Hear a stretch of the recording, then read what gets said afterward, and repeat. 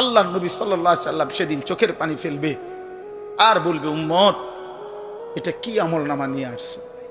উম্মত তুমি আমার এত বড় বেইজ্জতি কেমনে করলা? আমি 23টা বছর তোমাদের জন্য কেঁদেছিলাম। সারা রাত এশার নামাজের পরে নবী দাঁড়াইছে কানতে কানতে, ফজরের আজান পর্যন্ত নবী উম্মতের জন্য দোয়া করছে আর চোখের পানি ফেলছে। তায়েফের পাথরের আঘাতে পিঠটা ছিদ্র করে ফেলছি, ক্ষুধার কষ্টে পেটে পাথর বেঁধেছিলাম। উহুদের দান দান শহীদ করা রক্ত নিয়ে উহুদের ময়দানে পড়েছিলাম বেহুশ হয়ে। ঘরের চুলায় 3 মাস আগুন জ্বলে নাই। এত কষ্ট, এত চোখের পানি, এত ক্ষুধার কষ্ট, এত রক্ত, বিনিময়ে উম্মত এটা কি নিয়ে আসলাম?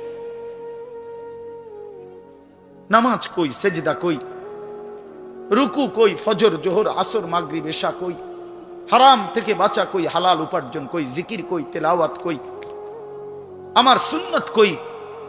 কেমনে এমনে ভুলে গেলা উম্মত? আমার এত বড় বেইজ্জতি কেমনে করলা?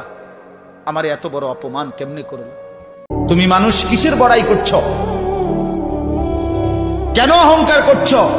তুমি তো উল্লেখ করার মতো বস্তুও ছিল না। যেই ফোঁটা দিয়ে তুমি হইছ, এই ফোঁটার নামও তো মানুষে নেন, এই ফোঁটার নামও তো নেন। লজ্জা করে, শরম পায়। তুমি সেখান থেকে হইছ। মাতবুরি করো, অহংকার করো।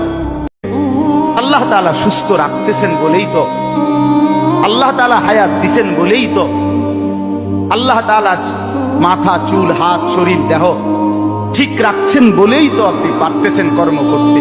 তো সেই মালিককে কেন সেজদা দেন না? কেন দেন না? আল্লাহ তাআলা তো বলছে, বান্দা তাকওয়া বুঝায় না দিলে আমি জান্নাত দেব না। তো সেজদাবিহীন জান্নাতে যাবেন কেমনে? আল্লাহর হুকুম না মানলে আমরা জান্নাতে যাব কিভাবে? আর জান্নাতে না গিয়া কবরের 1 সেকেন্ডের আযাব সহ্য করবেন। এতভাবে বললাম বান্দা, তোর দিল নরম করতে পারলাম না। তোরে এতভাবে বললাম আমি মাফ করে দেব, তুই তারপরও আসলি না, সেজদা দিলি না। তো মনে রাখিস আমার আযাব বড় কঠিন। আমি কিন্তু তোরে কবরের প্রথম রাতেই বুঝাই দেব আমি মাওলার শাস্তি কেমন। যে ব্যক্তি প্রত্যেক শুক্রবারে জুম্মার দিন সূরা কাহাফ একবার পড়বে, আল্লাহ তাআলা তাকে 3টা ফজিলত, মর্যাদা দান করবে।